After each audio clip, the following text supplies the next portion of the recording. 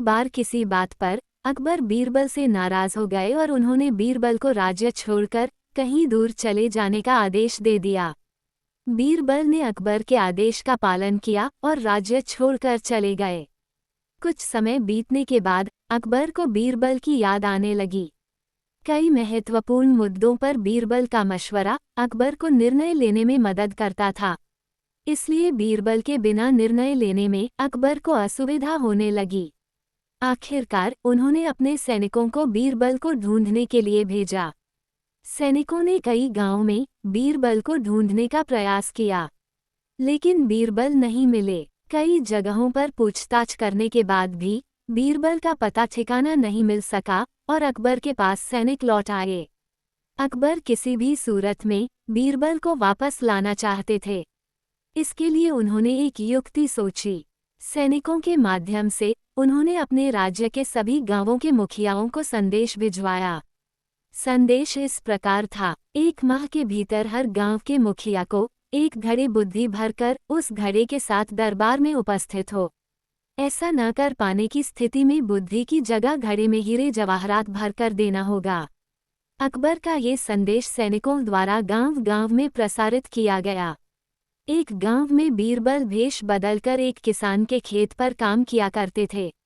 जब उस गांव ने मुखिया को अकबर का ये संदेश मिला तो वो चिंतित हो उठा।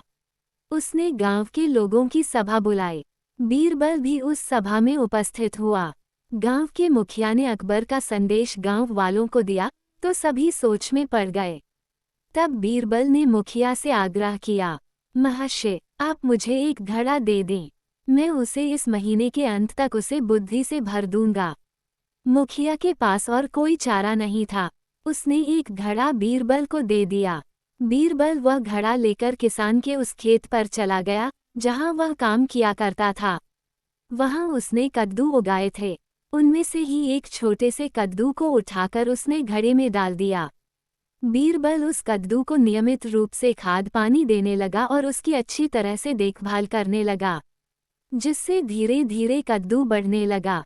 कुछ दिनों बाद कद्दू का आकार इतना बड़ा हो गया कि उसे घड़े से बाहर निकाल पाना असंभव था।